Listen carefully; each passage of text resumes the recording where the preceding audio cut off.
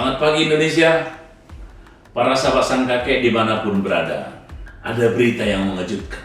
Setelah berlama-lama beberapa waktu, Gubernur Papua, Lukas, dipanggil oleh KPK, tidak juga kunjung datang. Akhirnya KPK bertindak. Lalu dilakukan penelusuran terhadap kasus dari Gubernur Papua ini. Kita dikejutkan dengan berita, laporan dari PPATK bahwa aliran uang dari sang gubernur ini ternyata bukan hanya beredar di Indonesia, tetapi juga sampai ke luar negeri. Salah satu laporan dan terbesar transaksinya adalah ada setoran dari sang gubernur ini ke satu kasino di Amerika Serikat sebesar 55 juta US dollar. Wah, ini kalau dari sudut jumlah sampai sekitar 660 M.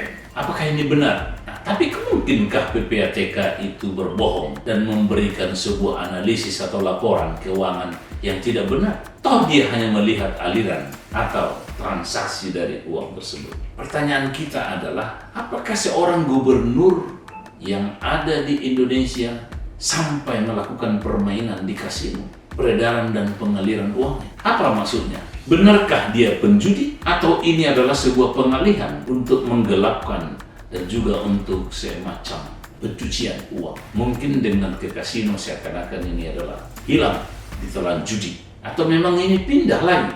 Ini hanya tipu-tipu atau ya namanya tipu muslihat lah untuk menghilangkan jejak dari uang ini. Karena kalau sudah masuk ke kasino, berarti dianggap gelap dan habis di meja judi. Karena ada trik-trik dari para koruptor yang biasanya alasannya adalah habis untuk perempuan, poya-poya, dan juga untuk judi. Sehingga sulit dilacak. Karena prinsip dari penindakan korupsi adalah mengejar uang sampai kemanapun dan dimanapun uang itu berhenti harus dicari. Para sahabat sang kakek, ini adalah sebuah contoh buruk dari para kepala daerah kita. Seringkali kita mendengar bahwa gubernur, bupati, wali kota kita menganggap bahwa dia menjadi raja-raja kecil di daerah yang memiliki kapasitas kekuasaan dan seakan-akan dia adalah raja yang tidak boleh diperiksa, tidak boleh diawasi. Dan untuk gubernur dan wali kota dan bupati di Jayapura dan di seluruh Papua, memang dengan otonomi khusus, memang dana yang dialirkan dari pusat sangat besar. Tetapi sangat kita sayangkan, seharusnya itu adalah untuk digunakan pembangunan daerah dan untuk kesejahteraan masyarakat. Ini adalah sebuah pertanda kita bahwa kepala daerah kita masih ada kesewenang-wenangan. Dan patut dicatat juga ini bahwa gubernur kita ini adalah ketua DPD satu partai penguasa lama.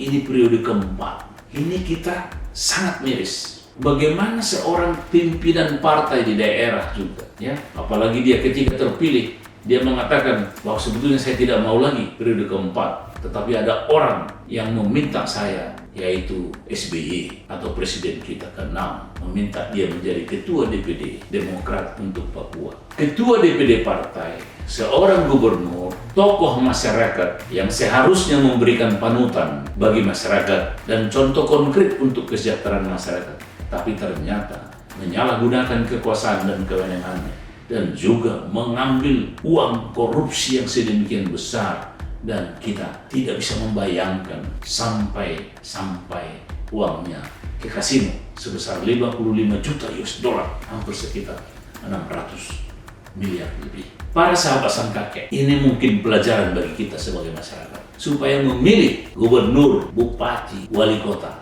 Marilah kita memilih orang yang patut kita duga akan menjadi orang baik dan mungkin tidak gagah atau tidak mewah elegan, tetapi hatinya, pikirannya adalah untuk rakyat, untuk kesejahteraan rakyat, bukan untuk kepentingan. Apakah ini juga ada dana aliran ini untuk ke partai? Kita tidak tahu. Biarlah KPK yang akan mengusut dan mengurusnya. Tetapi perhatian kita menjelang pilkada serentak dan pemilihan umum juga untuk pilpres. Masyarakat perlu semakin cerdas untuk tidak tertipu, tetapi bisa memilih orang-orang yang bisa memimpin dengan baik dan jauh dari korupsi. Demikian para sahabat sang kakek, sampai di sini dulu. Salam.